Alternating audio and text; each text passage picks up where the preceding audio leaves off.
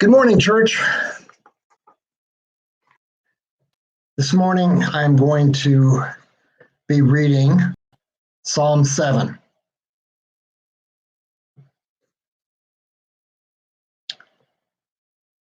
It starts off a shigalon of David, which he sang to the Lord concerning the words of Cush, a Benjaminite. That word, shigalon, may mean a gyration, it's a movement, a dance perhaps that David did while he was singing to the Lord. And we don't know who this Benjaminite is from Cush or of Cush.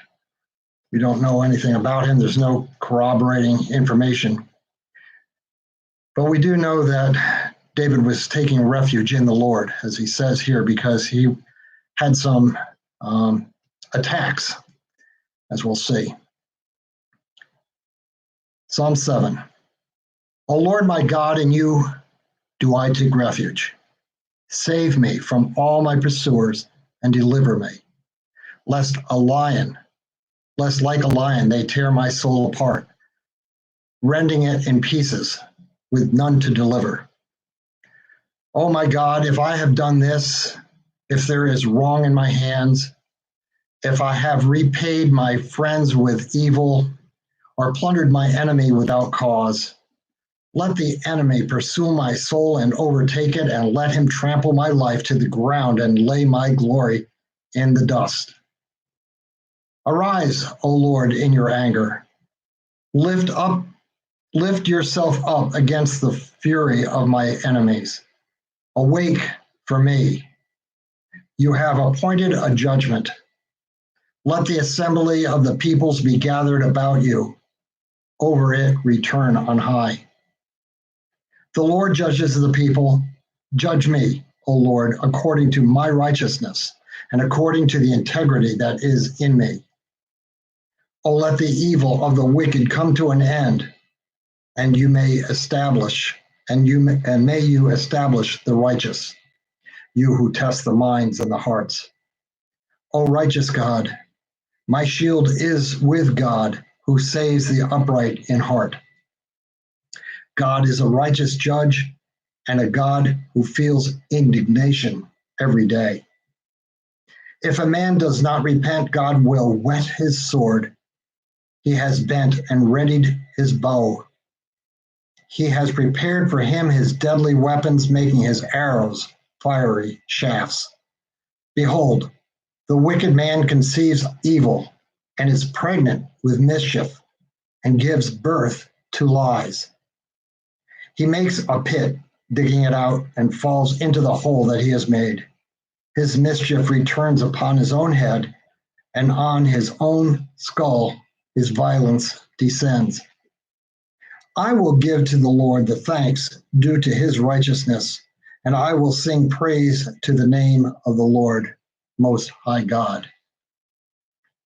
So as I read this, I was wondering, well, what's sticking out here? Well, first of all, David goes to God. He pleads his case. As a matter of fact, we can see in this a case being made almost like in a court of law. John MacArthur says the psalm is basically a plea for divine vindication in light of the oppressor's allegations and actions. David's confidence in the divine judgment is the backbone of Psalm 7. And there's a cross-reference that MacArthur makes here to Genesis 18, verse 25, which reads, Abraham is having a discussion with the Lord before Sodom and Gomorrah are destroyed. He says, far be it from you, he's speaking to the Lord, far be it from you to do such a thing, to put the righteous to death with the wicked, so that the righteous fare as the wicked. Far be that from you. Shall not the judge of all the earth do what is just? David is relying on that truth as he makes his passionate plea before the divine judge.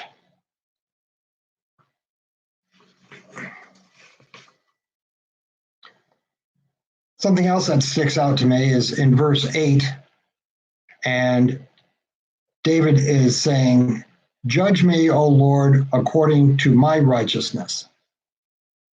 Well, we know that we are not righteous, but we are made righteous by what the Lord has done for us in Messiah, Jesus.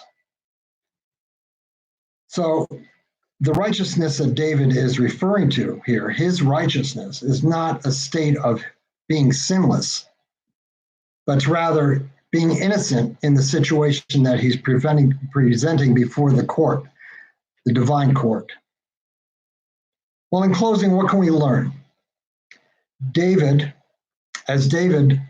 relied on God's character, as we just saw Abraham relying on the character of God, so can we.